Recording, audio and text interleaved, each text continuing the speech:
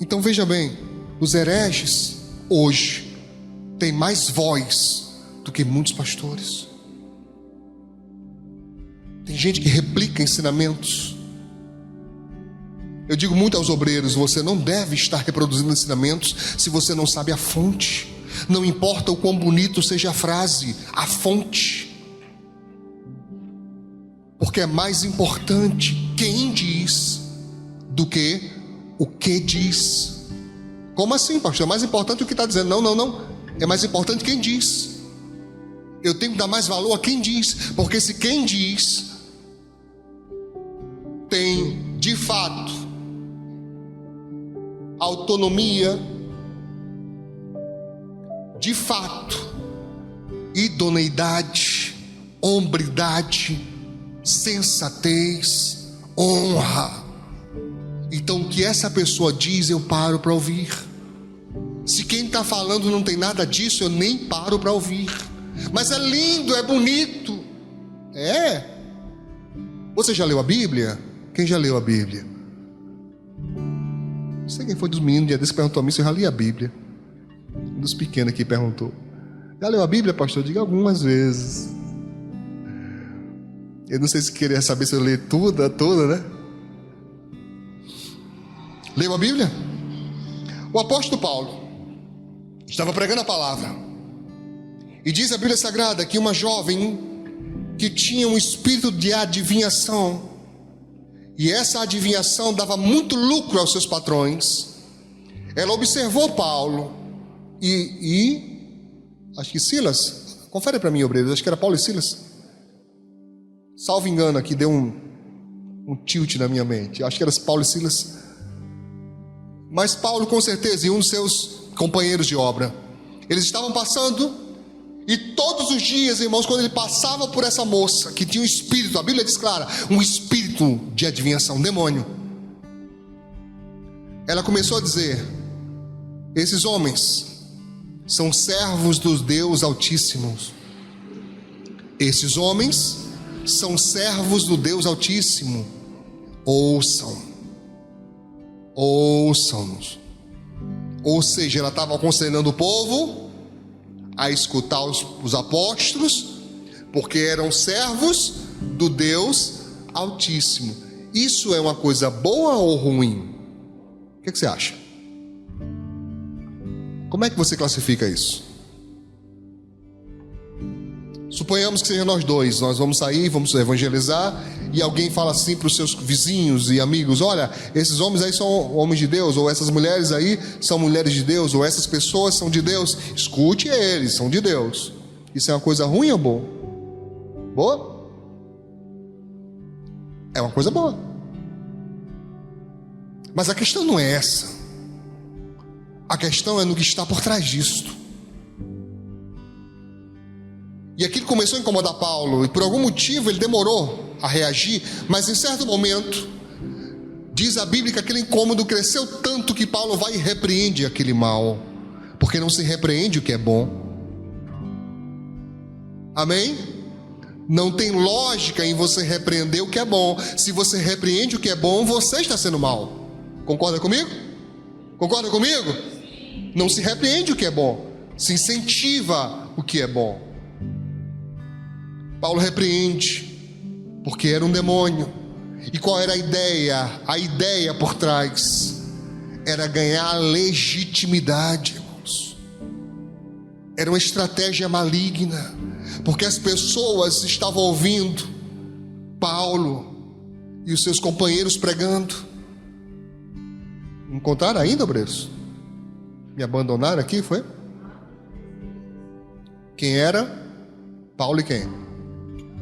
Paulo e Silas. Atos 16, capítulo 16, verso 16. Paulo e Silas, muito obrigado. Paulo e Silas.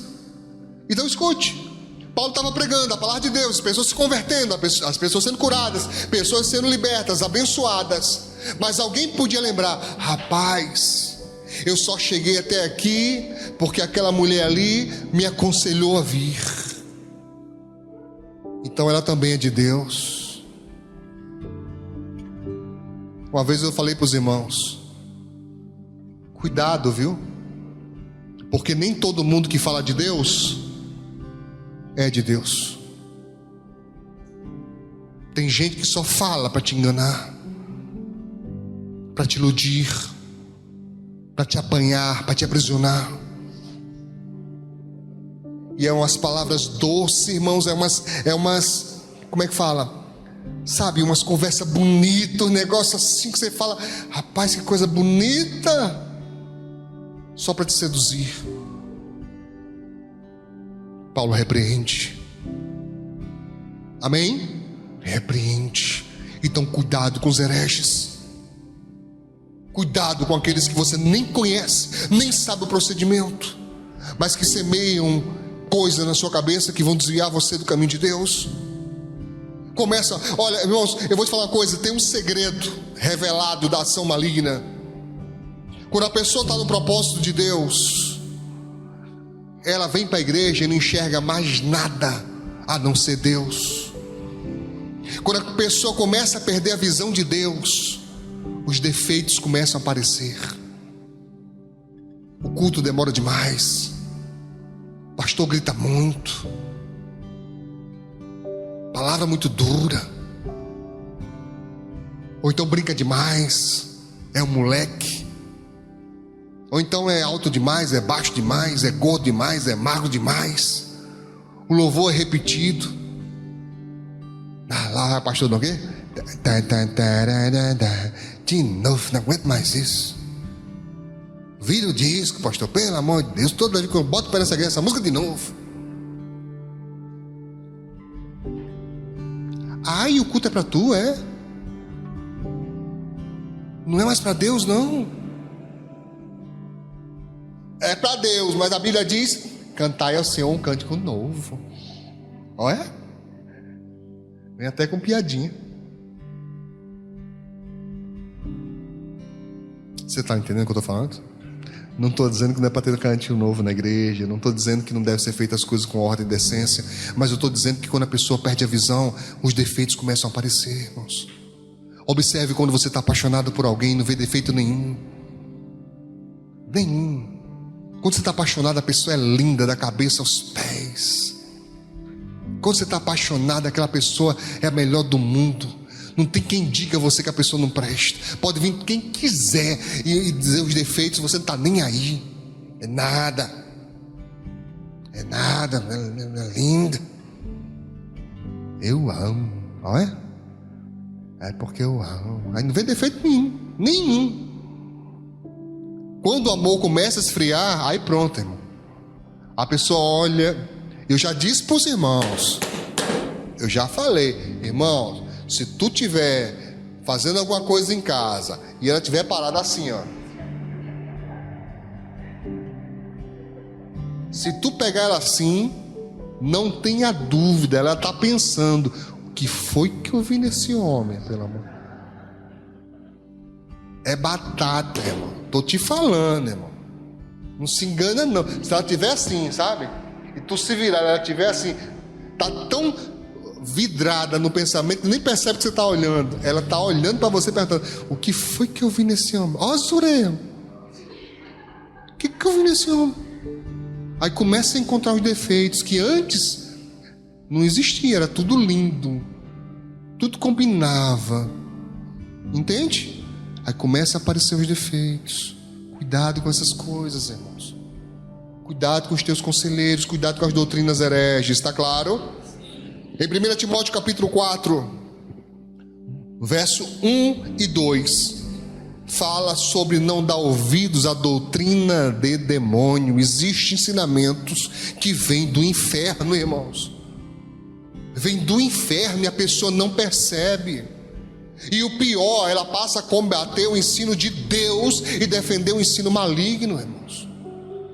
Olhe hoje, é bem fácil de perceber.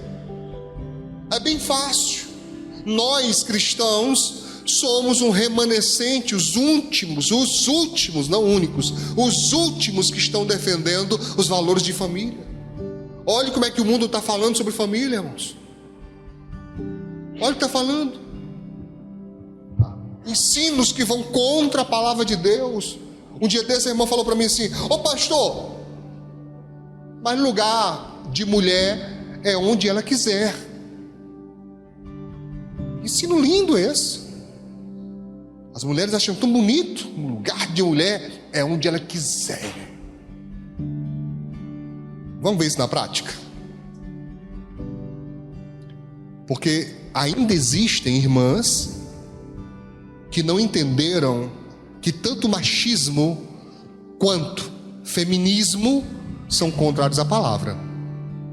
Tanto um quanto o outro. Os dois estão igualmente errados. Igualmente errados. Deixa eu explicar por quê.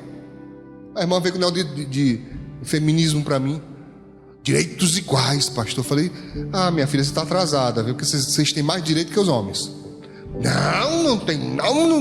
Na sociedade os homens são privilegiados, as mulheres são colocadas lá para trás. Eu digo, irmã. Vamos para a prática. Quantas mulheres você vê abrindo bueiro e entrando para consertar encanamento das cidades?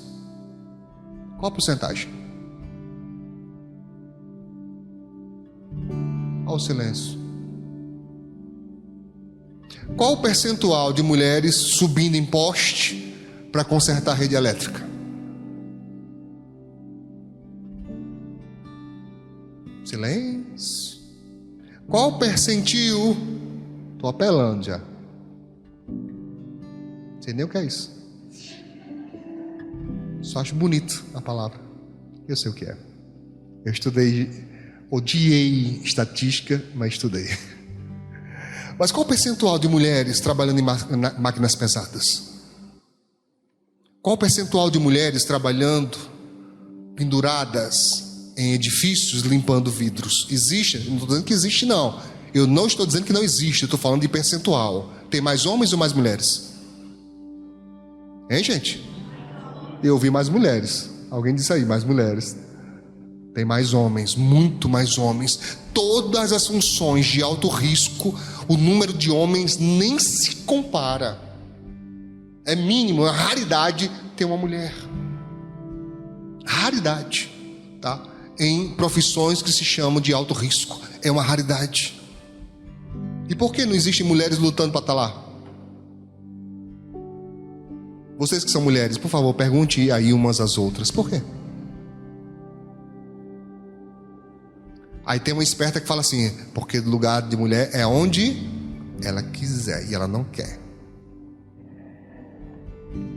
É só porque ela não quer. É só por isso. É não, irmãos. É não. Em uma guerra, sempre foi assim. As mulheres ficam e os homens vão. Alguns países, como Israel, por exemplo, pelo tamanho e pela dimensão e pela população, densidade demográfica, você tem um exército quase meio a meio de homens e mulheres, mas não é o comum. O mais comum é que nas Forças Armadas você tenha muito, muito mais homens. Tá? E por quê? Estudos mostram que numa guerra, se você põe um batalhão com homens e mulheres e tiver gente caindo, morto, sendo só homens, eles continuam avançando. Se tiver mulheres, eles param para ajudar. Você acha que isso é verdade? Sim ou não? Sim. Tá homens e mulheres na guerra. Uma mulher baleada, ele vai parar para tentar ajudar. Se é só homens, o cara olhou. Ih, deu ruim, morreu. Segue avante. Entende o que eu estou falando? Eu não estou dizendo que as mulheres não têm direitos. É isso que eles querem que você entenda. Que você acredite. Que nós cristãos queremos que as mulheres não tenham direito. Não é isso, irmãos. É só dizendo que houve uma distorção, e essa distorção entrou na mente de pessoas e fixou-se lá, sabe? E se tornou uma doutrina errada, uma doutrina demoníaca. Demoníaca. E as pessoas estão defendendo isso e se dizem cristãs. Se dizem cristãs. É uma doutrina demoníaca. Qual é a doutrina demoníaca, pastor? colocar homens e mulheres como se fossem iguais, e não são e nunca serão. Só que quando nós falamos isso, como é que eles ouvem? Que nós estivéssemos dizendo que homens são mais. Eu nunca falei isso, que seria machismo. E acabei de dizer que tanto machismo quanto feminismo é contrário à palavra de Deus, irmãos. Mas homens e mulheres são naturalmente diferentes e têm que ser diferentes. E precisam ser diferentes, senão não há equilíbrio. Não há equilíbrio. Compreende o que eu estou falando? Sim? Sim? Hoje as mulheres estão sendo programadas para não serem mães. Se você sair e for em qualquer faculdade, qualquer universidade, fizer uma pesquisa e perguntar para as adolescentes: você quer ser mãe?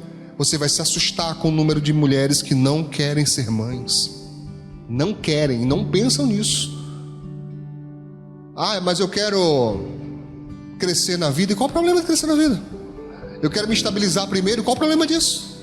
Eu quero ter emprego. Qual o problema disso? Nós não somos contra isso. Que a mulher primeiro estude, primeiro tenha um emprego, se estabilize, para depois constituir família. É bacana isso, porque você vai começar uma vida de casado muito mais tranquila do que se você começar sem nada. Tá me entendendo? Sim ou não? Sim ou não? Muito mais tranquilo. Mas qual é o problema de existir uma que diga assim: não, eu quero ser dona de casa, eu quero ser do lar, eu quero cuidar da minha casa, da minha família, é o que eu quero. Meu marido concorda com isso, ele é o crente Julius, ele vai ter 2 empregos e ele vai sustentar a casa e vai dar tudo certo. Qual o problema? Se você conversar isso com a feminista, ela vai se arrepiar todinha. Porque uma coisa é você dizer: eu, fulana de tal, não quero ter filhos até me estabilizar. Beleza. Ou não quero ter filhos. Beleza? Mas elas querem impor isso na mente de todas. Se você disser: eu quero ser dona de casa, é como se você estivesse, sabe, falando a maior barbaridade do mundo, irmãos. E como é que pode ter crente acreditando nisso? Abandonando a sã doutrina. Abandonando. O negócio está esquisito demais. Você vê hoje, é uma geração de homem mole, irmão. Mole, é uns caras mole, irmão. Mole. Inverteu. Sabe? Tem casa que você vai, dá até medo. Por quê? Porque a irmã vem te receber na porta, com aquele aspecto de quem vai para a obra. Ela anda até assim, ó. Aí você chama o irmão aí. Aí lá vem ele. Fala: pastor, sou nada contra você cuidar das unhas não, irmão. Mas tem um negócio meio errado aí, irmão. Tem um negócio meio estranho aí acontecendo. Tá me entendendo, sim ou não?